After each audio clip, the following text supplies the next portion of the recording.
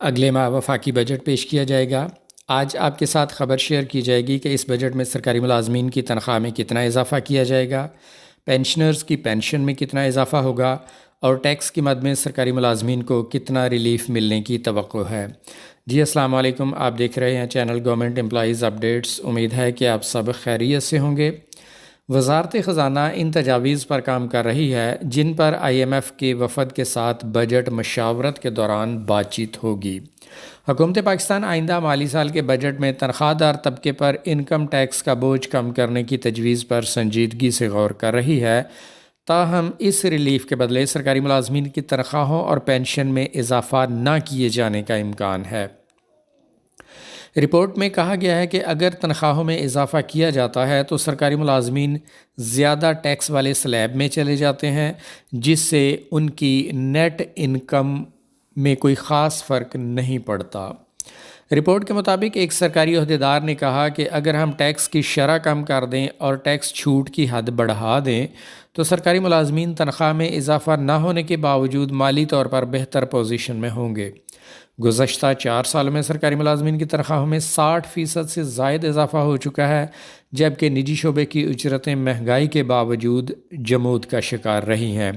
Report کے مطابق اعداد و شمار بتاتے ہیں کہ رواں مالی سال کے پہلے 9 مہینوں میں تنخواہ دار طبقے نے 425 ارب روپے سے زائد ٹیکس ادا کیا، جو ریئل اسٹیٹ سیکٹر کے 200 ارب روپے کے ٹیکس سے 2 گنا زیادہ ہے۔ رپورٹ میں کہا گیا ہے کہ وفاقی وزیر خزانہ اور ان کی ٹیم ان تجاویز پر کام کر رہی ہے جن پر 15 مئی سے بین الاقوامی مالیاتی فنڈ کے وفد کے ساتھ بجٹ مشاورت کے دوران بات چیت ہوگی۔ گزشتہ سال تنخواہوں اور پینشن میں اضافے سے وفاقی خزانے پر 170 ارب روپے کا اضافی بوجھ پڑا تھا۔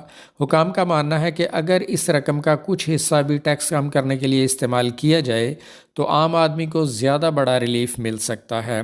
دوسری جانب حکومت نے واضح کیا ہے کہ وہ ملازمین جو public sector development programme PSDP کے تحت ترقیاتی منصوبوں پر کام کر رہے ہیں، ان کی تنخواہوں میں حالیہ منظور شدہ اضافہ برقرار رہے گا۔